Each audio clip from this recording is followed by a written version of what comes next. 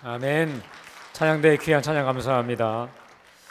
여러분, 제가 광고 하나만 좀 드리겠습니다. 제가 사실은 우리 4층에 계신 분들하고는 좀 악수를 잘 못해서 오늘은 제가 끝나고 4층으로 좀 올라가겠습니다. 네, 우리 3층에 계신 분들은 좀 널리 좀 양해해 주시기 바랍니다. 네. 우리 하나님의 은혜와 평강이 충만하실 간절히 소망합니다. 영국에서 처음 시작이 되어서 우리나라에서 선풍적 아주 열풍을 불었던 그 새가족 프로그램이 있어요. 저도 세미나도 듣고 또 인도도 했던 적이 있었는데 알파 코스라는 게 있습니다.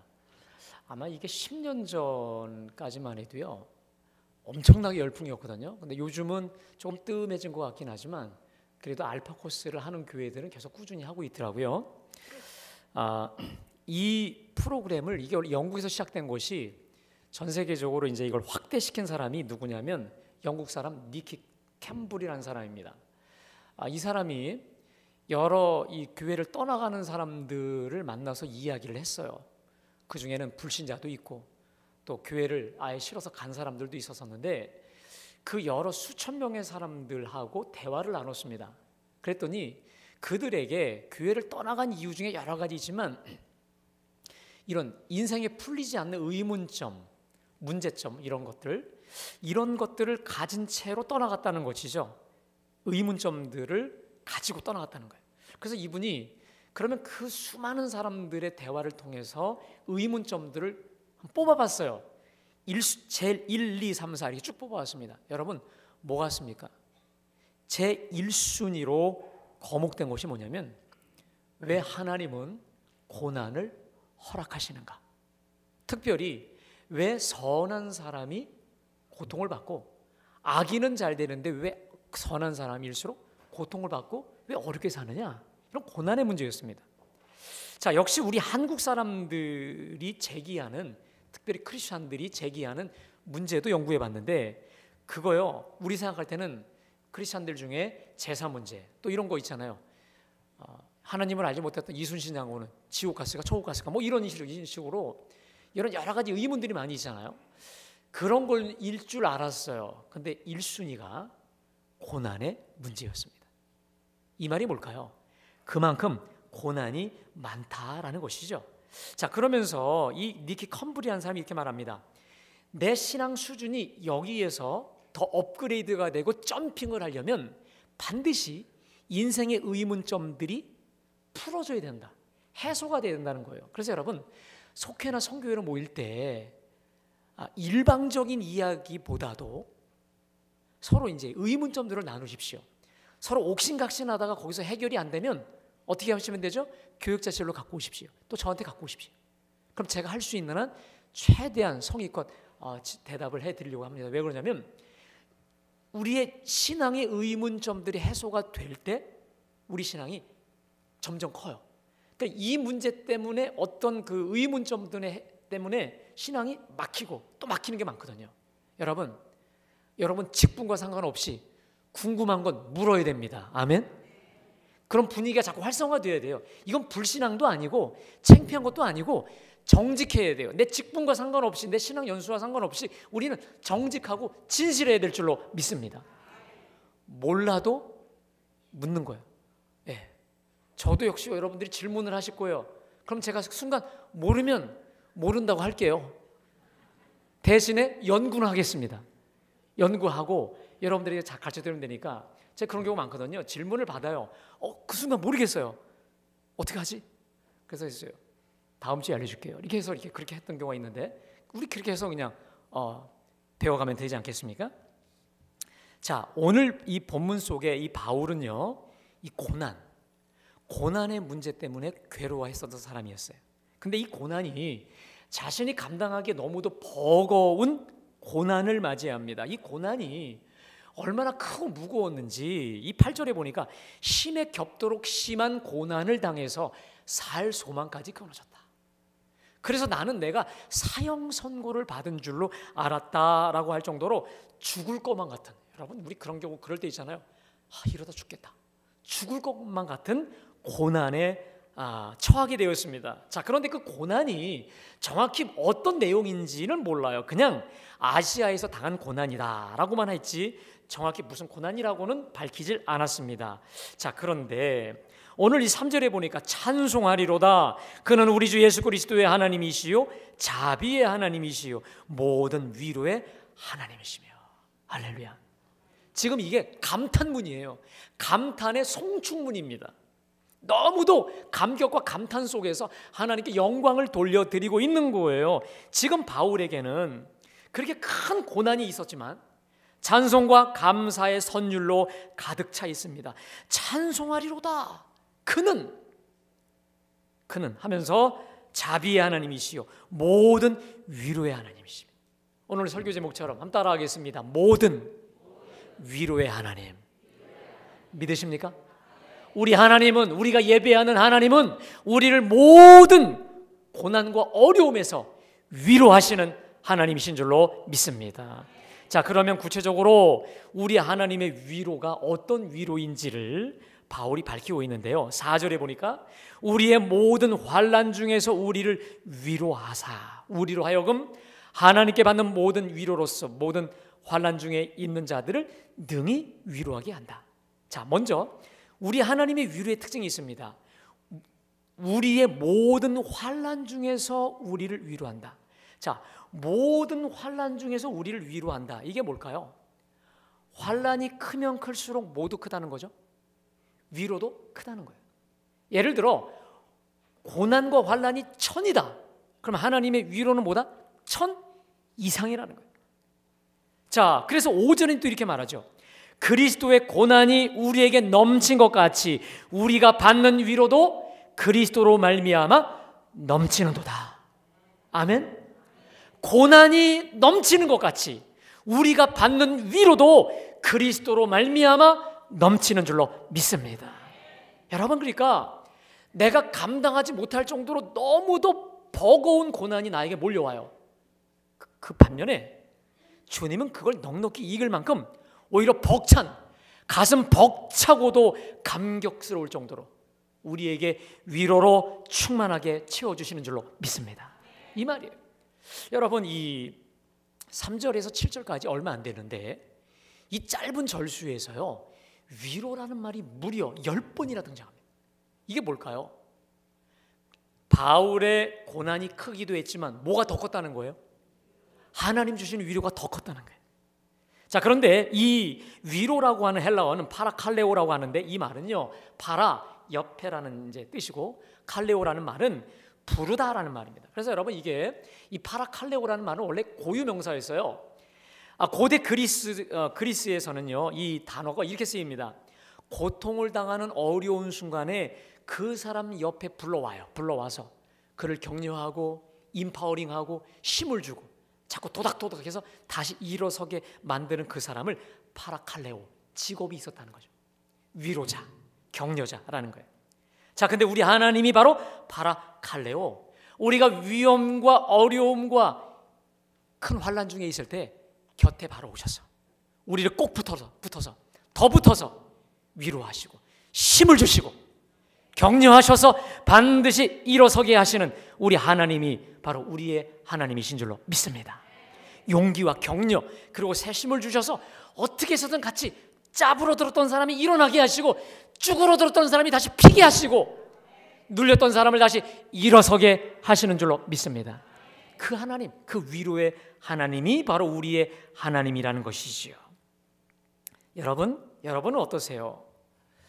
우리 하나님이 위로의 하나님이라고 하셨는데 여러분들은 환난과 고난의 상황에 어떤 식으로 하나님이 위로하시나요?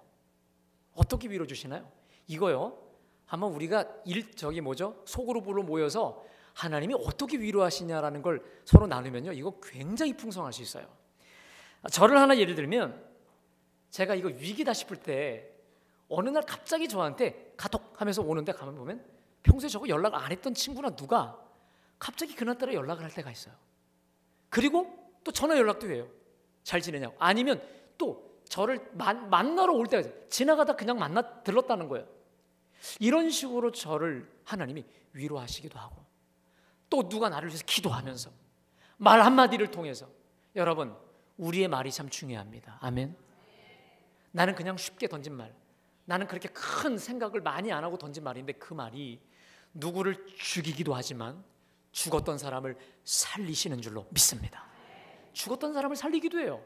왜? 하나님이, 위로의 하나님이 그냥 평범하게 난 그냥 내 페이스대로 간 것인데 그것을 통해서도 죽었던 사람을 살리고 죽어갈 사람을 다시 일으켜 세우는 그 위로의 통로로 쓰이는 게 얼마나 많아요. 여러분, 우리의 말이, 우리의 얼굴이 하나님 위로의 통로가 되시길 간절히 축복합니다. 그러니까 하나님이 언제 어떤 말과 어떤 얼굴과 어떤 그 미소와 이것으로 우리를 위로의 도구로 쓰일지를 몰라요. 그래서 평소에 잘해, 이 말처럼 평소에 좀 더 웃고 따뜻하게 격려와 소망의 메신저들이 되길 간절히 축복합니다. 또 하나는요, 저 같은 경우는 평소에는 그게 잘 안 떠올라요. 근데 정말 위로가 필요한 그 순간 하나님이 안 떠오르는 그날 그 말씀이 떠오르게 하셔요. 그래서 그 말씀이 아주 진하게 저한테 오게 돼서 그 말씀 계속 묵상하면서 때로는 설교도 하기도 하고 그 말씀으로 누구에게 위로를 주기도 하는 저를 보면서 떠오르게 하시는 말씀을 통해서 위로해 주시기도 합니다. 제가 몇 달 전에 만났던 어느 집사님은 이런 고백을 하시더라고요. 그분이 정말 너무도 큰 고난이었어요. 너무도 사랑하는 남편인데 갑작스러운 그 일로 인해서 너무도 큰 고난이었어요. 자, 그때 저한테 이런 고백을 하게요. 목사님, 저는 정말 이거 제가 감당할 수조차 없는 고난인 건 분명한데 왜 그리도 마음이 평안하지요? 아멘. 감당할 수 없는 고난, 정말 자기는 이런 고난 한 번도 당해본 적이 없는데 왜 그렇게 평안한지 모르겠다는 거예요. 평소 아무 일 없을 때에도 내가 이러한 평안함을 누려본 적이 없었는데 이런 평안함, 이건 도대체 뭘까요? 이건 하나님이 주시는 평안함이라고 본인이 확신하는 거예요. 그래서 결국 그 남편 문제, 가정의 문제를 온전히 해결받은 줄로 믿습니다. 또 어느 목사님은 그러더라고요. 내가 요즘에 너무 몸이 가라앉고 몸이 정말 천근만근 너무도 아픈데 설교 준비가 너무도 잘 된다는 거예요. 건강할 때는 오히려 잘 안 됐던 것이 오히려 몸이 아프고 너무도 힘든데 잘 된다는 거예요. 여러분 그렇게 그래서 여러분 그렇게 저를 위해서 그렇게 기도하지 마십시오. 건강하게 기도해 주세요. 그러면서 저한테 그런 얘기 하시는 거예요. 그 고린도후서 12장에 내가 약할 그때에 강함이니라. 한번 따라하겠습니다. 내가 약할 그때에 강함이라. 아멘. 이 말씀이 정말 진하게 자기에게 온다는 거죠. 내가 이렇게 육신은 약해져 있는데 하나님이 내 영혼을 붙잡아 주셔서 오히려 나의 영혼을 강건케 하시고 강력하게 하시고 영권으로 나를 사로잡아 주셨다라고 하는 그 고백을 제가 들은 적이 있어요. 여러분, 우리 하나님은 위로하시는 하나님이신 줄로 믿습니다. 나를 나보다 더 잘하시는 하나님께서 내가 지금 약해 있고 내가 다운돼 있고 내가 축 처져 있을 그때에 얘야, 너 위로가 필요하구나. 너 위로받아야 되겠다. 무슨 수를 써서라도 모든 위로의 하나. 여러분, 이 모든이 중요합니다. 우리는 이것저것 이것저것 가리지만 하나님은 하나님의 그 치밀한 계획 속에 모든 동원할 것을 다 동원시켜서 우리를 위로하셔서 격려하시고 다시 일으켜 살리고 회복시키시는 분이 바로 우리 하나님이신 줄로 믿습니다. 제가 궁금해서 그러니까요, 혹시 여러분들 중에 감동 오시는 분들이 있다면 나는 이렇게 하나님이 위로해 주세요, 한번 저한테 카톡으로 보내주시면 고마울 것 같아요. 숙제는 아닙니다, 여러분. 자, 그런데 우리 하나님 주시는 위로의 특징이 있습니다. 자, 우리 4절 말씀을 우리 다 같이 한번 봉독해 볼까요? 자, 시작. 환난 중에서 우리를 위로하사 우리로 하여금 하나님께 받는 위로로서 모든 환난 중에 있는 자들을 능히 위로하게 하시는 이시로다. 아멘. 여러분, 우리 하나님이 주시는 위로의 특징이 있습니다. 그 위로는 나 하나 받고 끝나는 위로가 아니라는 거예요. 내가 하나님의 그 위로를 경험하고 체험함으로 인해서 그 받았던 위로 가지고 다른 누구를 또 위로케 하는 위로의 도구로 쓰임받는 위로인 줄로 믿습니다. 그래서 바울은 6절에서 기가 막힌 고백을 하고 있는데, 여러분 우리 6절도 한번 다 같이 봉독합니다. 자, 시작. 너희가 위로와 구원을 받게 하려는 것이요, 우리가 위로를 받는 것도 너희가 위로를 받게 하려는 것이니 이 위로가 너희 속에 역사하여 우리가 받는 것 같은 고난을 너희도 견디게 하느니라. 아멘. 예. 그러니까 우리가 환난 당하는 것도 결국 너희가 위로받고 구원받기 위해 받다는 거예요. 그러니까 우리의 위로는 너희를 위한 위로요, 우리의 고난도 결국 너희를 위한 고난이었다는 거예요. 그래서 이 위로가 우리 속에 역사해서 너희 고난을 능히 이기게 하여 주신다는 겁니다. 아멘. 그래서 5절에 보니까 그리스도의 고난이라고 돼 있잖아요. 여러분, 우리의 고난은 무슨 고난이다? 그리스도의 고난이라고 합니다. 우리 예수님의 고난은 어떤 고난입니까? 당신이 죄가 있어서 받은 고난인가요? 순전히 100% 저와 여러분을 위한 고난이었어요. 이거 갖다가 대속적이라고 하죠. 우리 예수님이 십자가에 죽으신 것을요, 대속적 죽음 아닙니까? 대신 죄를 속한다, 대신 죄를 씻어준다. 이게 바로 대속입니다. 우리 예수님의 고난이 대속적 고난이듯이 크리스찬의 고난은 또 어떤 고난이다? 대속적 고난이라는 거예요.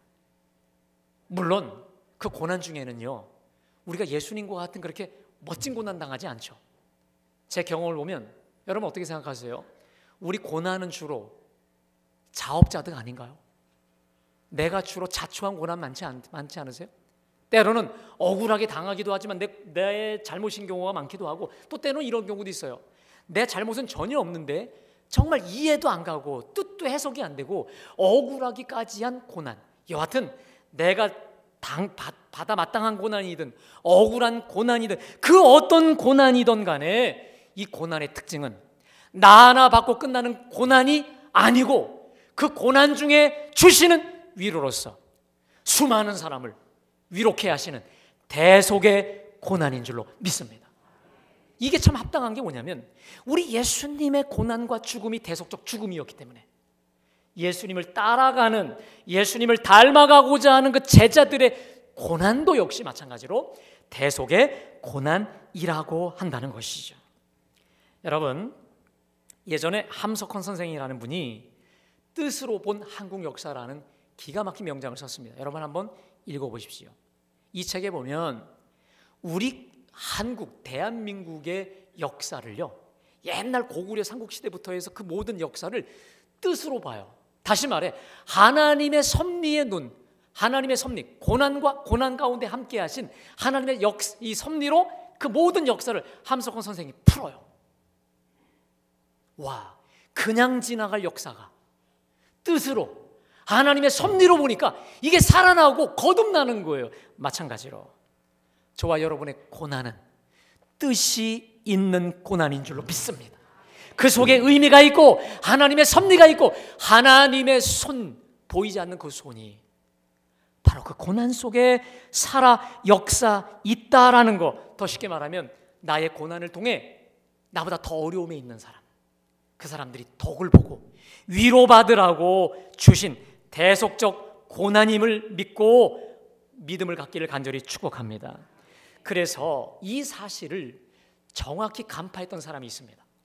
금세기 최고의 영성가였던 헨리 나웬이라는 분이 있습니다. 이분은 96년도에 안타깝게 돌아가셨는데 제가 참 그분을 사랑하고 좋아했어요. 그분 책을 참 많이 제가 탐독했는데, 자, 이분의 최고 베스트셀러가 있습니다. 영어로 운디드 실러라는데 번역하면 상처 입은 치유자라는 거예요. 이게 뭐냐면 지금 치유자가 자기가 병이 없는 게 아니라 자기 팔에 아픈 상처에 붕대를 감아가면서 남을 치유해. 그러니까 이 사람이 온전해서 남을 치료하는 게 아니라 자기도 지금 상처와 아픔을 가지고 있으면서 남을 치유하기 때문에 이 사람의 치유가 완벽하고 진짜 살아있는 치유라는 거예요. 여러분, 그렇다면 우리네 최고의 치유자는 누굴까요? 우리의 최고의 상처 입은 치유자가 누구실까요? 바로 예수 그리스도이신 줄로 믿습니다. 여러분, 그 누가 예수님만한 상처와 고난을 당하셨을까요? 그 누가 예수님만큼 죄 없이 억울하게 매 맞고 따기 맞고 침뱉음 당하고 십자가 그 고통 최고 극치의 순간에 달려 죽었겠습니까? 예수님보다 더 억울하고 예수님보다 더 고통의 끝까지 처했던 사람이 아무도 없습니다. 그렇기 때문에 히브리서 4장 15절에서 이렇게 말씀하십니다.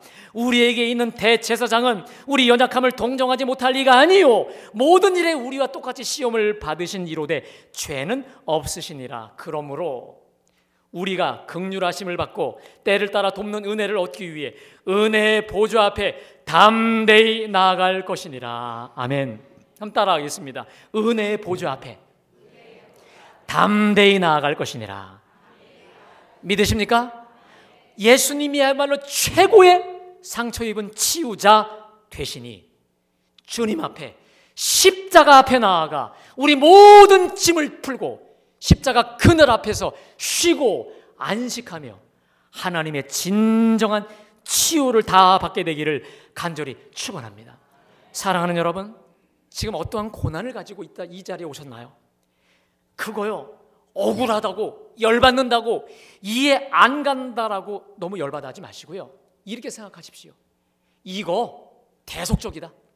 내가 지금 이렇게 나 한 사람 고난받지만 내가 이걸 극복하고 이겨내면 나 이상의 더 많은 사람 수십 명 수백 명을 치유할 수 있는 치유의 도구가 된다는 믿음을 가지고 기쁨으로 감사함으로 그 고난을 직면하시길 간절히 축원합니다.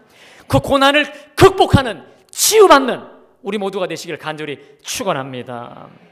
자, 여러분, 오늘 그래서 이 사도 바울은 8절에서 형제들아 라고 말하면서 자신이 그 고난 중에 받았던 하나님의 위로, 자신이 고난 중에 경험했던 그 하나님의 위로하심을 정말 진하게 경험하고 나서 자신의 고백을 8절로 10절까지 이야기하고 있어요. 너무도 소중한 이 사도 바울의 고백이기 때문에 여러분, 우리 8절부터 우리 10절까지 말씀을 우리 함께 봉독합니다. 시작. 형제들아, 우리가 아시아에서 당한 환난을 너희가 모르기를 원하지 아니하노니 심에 겹도록 심한 고난을 당하여 살 소망까지 끊어지고 우리는 우리 자신이 사형 선고를 받은 줄 알았으니 이는 우리로 자기를 의지하지 말고 오직 죽은 자를 다시 살리시는 의지하게 하심이라. 그가 이같이 큰 사망에서 우리를 건지셨고 또 건지실 것이며 이후에도 건지시기를 그에게 바라노라. 아멘. 여러분, 다시 반복드립니다. 아시아에서 당한 고난이래요. 그게 뭔지는 몰라요. 근데 너무도 버거워. 심에 겹도록 심한 고난을 받아서 살 소망이 끊어있어요. 이게 무슨 말입니까? 이젠 끝이다. 이젠 죽었다. 이젠 내 사역도 사명도 끝이다라고 완전 자포 자기 상태까지 갔다라고 하는 것이죠. 그야말로 죽음 자체였어요. 여러분, 그래도 명색이 사도 바울은 어떤 사람입니까? 기도의 사람이잖아요. 영의 사람이잖아요. 끝낼 때 끝내더라도 하나님께 어떻게 했을까? 부르짖었을 거예요. 아마 금식하고 식음을 전폐하고 다른 거 다 제쳐두고 하나님 앞에 나아갔을 것입니다. 여러분, 우리 예수 믿는 사람의 가장 큰 묘미가 뭘까요? 하나님 앞에 독대할 수 있는 축복인 줄로 믿습니다. 아무것도 염려하지 말고 오직 모든 일에 기도와 간구로 하나님께 아뢰일 수 있는 축복의 사람이 바로 우리인 줄로 믿습니다. 하나님 앞에 다 털어놓을 수 있는 사람, 다 쏟아놓을 수 있는 사람이 바로 우리 아니겠습니까? 그래서 바울도 이 사형 선고를 받고 하나님 앞에 독대했던 것 같아요. 주님, 제 생각이 이래요. 지금 뭐 하자는 겁니까? 나 그래도 일평생 주님의 담의 색에서 부름받고 난 다음에 딴 데 보지 않고 앞뒤 좌우 보지 않고 오직 하나님만 내가 바라보고 하나님 한 길로만 왔는데 이게 뭡니까 대체 하나님? 나 그만두라는 얘기 그만둬요? 반협박도 했겠죠. 하여튼 하나님께 할 수 있는 모든 협박과 모든 걸 다 품어서 하나님께 쏟아 놓았겠지요. 자, 그러나 그때 사망의 깊은 음침한 골짜기 속에 빠져 있었던 바울을 하나님이 불쌍히 여기사 그를 사망에서 건져주신 줄로 믿습니다. 오늘 10절 보니까 그가 이같이 큰 사망에서 우리를 건지셨어요. 큰 사망에서 건지셨어요. 무엇으로 건지셨을까요? 깨달음, 말씀이에요.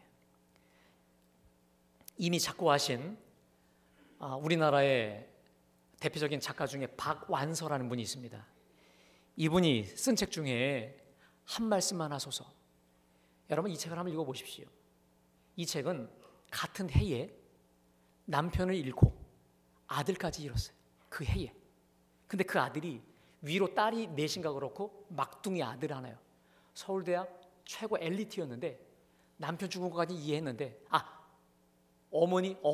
남편도 먼저 죽고 그 다음에 아들이 한 해에 같이 죽어요. 그때 미쳐 돌아버릴 그때 제목이 한 말씀만 하소서예요. 하나님이 화장실 변기에서 식음을 전폐하고 있던 그에게 깨달음을 주셔요. 깨달음을 주셔요. 이게 일기입니다. 그 깨달음을 가지고 모든 어둠을 다 풀어요. 모든 이 가죽을 다 벗어요. 그리고 회개하고 다시금 이제 하나님께 돌아오게 된 그 자기의 이제 고통 중에 병상 중에 일기입니다. 여러분, 이분의 이 책 제목대로 하나님이 한 말씀만 하시면 모든 거 풀어질 줄로 믿습니다. 사도 바울에게 하나님께서 한 말씀을 주셨어요. 자, 우리 9절 말씀입니다. 9절 말씀 나가 종동합니다. 시작. 우리는 우리 자신이 사형 선고를 받은 줄 알았으니 이는 우리로 자기를 의지하지 말고 오직 죽은 자를 다시 살리시는 하나님만 의지하게 하심이라. 아멘. 자, 거기 이는이 뭐예요? 이 고난, 이 사형 선고, 이걸 깨달은 거예요. 이걸 왜 하나님이 허락하셨냐? 나를 의지하지 말고 오직 죽은 자를 다시 살리시는 하나님만 의지하게 하심이라. 더 쉽게 얘기하면 너 의지하지 말고 나만 의지하라는 거야. 아멘. 그러라고 하나님이 주신 은총의 선물이 이 고난이었다는 것이죠. 이게 무슨 말입니까?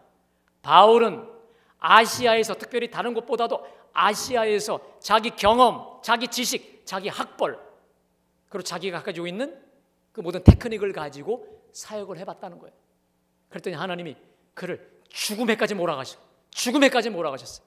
근데 깨닫지 못하고 있다가 깨달은 거예요. 나만 의지했구나. 내 머리 믿었구나. 이렇게 하니까 막 여러분 아시잖아요. 바울이요, 손수건을 던지면 그걸만 잡아도 막 사람이 병이 나요. 자기도 모르게 교만함, 자기도 모르게 그런 여러 가지 마음이 서면서 하나님 의지했던 마음이 줄어든 거예요. 주님이 아니라 내가 더 커졌던 거죠. 하나님이 바울의 중심을 정확히 하시고 바울 치신 거예요. 그래서 결국 자기를 의지하는 것을 버리고 하나님만 붙잡는 사람이 되라 주셨던 고난이 바로 이 사형 선고 같은 고난이었다라고 하는 것이죠. 그래서 바울은요 10절에 그가 이같이 큰 사망에서 우리를 건지셨어요. 그러면서 뭐라고 합니까? 건지실 것이며 이후에도 건지시기를 그에게 바라노라. 여러분, 한번 큰 구원의 은총을 체험하니까 미래가 두렵지 않아. 지금 아무리 큰 문제가 있어도 두렵지 않아. 큰 은혜, 큰 위로 받고 나니까 그 다음에 어떤 것도 다 이겨낼 수 있는 능력과 확신을 얻게 된 줄로 믿습니다. 그러면서 바울이 제가 생각해 봤어요. 만나는 사람들, 사형 선고받은 사람들, 그렇게 어려운 고통 중에 있는 사람들에게 역시 뭐라고 대안을 제시했을까요? 너 그 문제, 너 의지하지 마. 너 믿지 마. 누구 믿지 마. 누구만 잡아? 죽음에서 살리시는 주님만, 하나님만 의지해. 아멘. 하나님만 붙잡아. 그게 바로 살 길이고 그게 대답이고 해법이야 라고 하지 않았겠습니까? 여러분, 오늘 이 구절을 다시 보십시오. 이는이 뭐예요? 이는 사도 바울의 뭐죠? 사형 선고 같은 거죠. 그게 뭔지는 몰라요. 근데 그것은 이제 이 아시아에서 당했던 고난 아니겠습니까? 여러분, 제가 여러분에게 묻습니다. 오늘 이 자리에 오신 분들 중에 이는에 해당하는 문제와 짐을 가지고 오신 분들이 있으시죠? 제가 보니까 다 문제 없어 보이지만 겉으로만 얘기 안 할 뿐이죠. 다 갖고 있어요. 저요? 저도 갖고 있어요. 근데 그 핵심이 뭡니까? 너 의지하지 말라는 거예요. 사람 보지 말라는 거예요. 아멘? 주님 바라보라는 거예요. 주님을 붙잡으라고 하는 하나님의 은총의 선물인 줄로 믿습니다. 그리고 내가 주님을 바라보고 주님 붙잡음으로 그 위로를 체험하면 그것 때문에 엄청난 많은 사람들이 나를 통해 위로받고 놀라운 은혜와 위로를 받게 하실 줄로 믿습니다. 저의 부족한 간증을 하나 드리려고 합니다. 저는 작년 연말경에 하나님이 저에게 정말 큰 위로를 주신 체험이 하나 있어요. 이게 이런 거죠. 우리 그런 거 있잖아요. 어떤 일만 생각하면 정말 눈물 왈칵. 제가 왠지 모르겠어요. 연말에 일이 많아서 모르겠지만 그 12월 초인가요? 11월 하여튼 그때쯤인가. 하여튼 그것만 생각하면 정말 눈물이 왈칵왈칵 나면서 내 마음에 불편하고 막 두려움이 오는 거예요. 그래서 이걸 어떻게 해야 되나 하다가 우연히 책을 사게 됐어요. 그것도 제가 사려고 했던 게 아니라 누굴 통해서 이제 사게 됐는데 거기에서 여러분 이런 내용이 나와요. 독초는 씹으면 씹을수록 독만 나온다. 상처를 묵상하고 사랑과 문제만 묵상하면 영혼의 독만 먹게 되고 약초를 먹으면 몸이 건강해지고 강해지는 것처럼 고난 가운데 있을수록 하나님을 묵상해야 생명수가 흘러나온다. 이런 글이었어요. 제가 여러분 그래서 한번 연초에 우리 그 새 특별 새벽기도 때 독초 약초 여러분 기억나세요? 독초 약초 그죠? 좀 시간이 많이 지나긴 했습니다, 여러분. 그때 제가 저를 가만히 보니까 내가 독초만 씻고 있었던 거야. 약초, 다시 말하면 구약과 신약의 하나님의 약초의 말씀, 또 우리의 정말 궁극적인 약이 되는 하나님을 내가 바라보고 묵상하는 게 아니라 문제만 묵상하고 사람만 묵상하고 현실만 묵상하고 다시 말해 독초만 씻고 있는 나를 발견했어요. 그때 하나님께 내가 결단했어요. 하나님, 나 이제 더 이상 독초 씻지 않겠습니다. 아멘. 내가 약초만 씻고 약초 대신 주님만 내가 묵상하고 내가 응시하겠습니다라고 온전히 내가 결단했어요. 정말요. 제 간증이에요. 그 순간 모든 문제는 그대로 있지만 모든 내 마음의 짐은 다 하나님이 걷어가신 줄로 믿습니다. 독초는 씹어봐야 독만 나와요.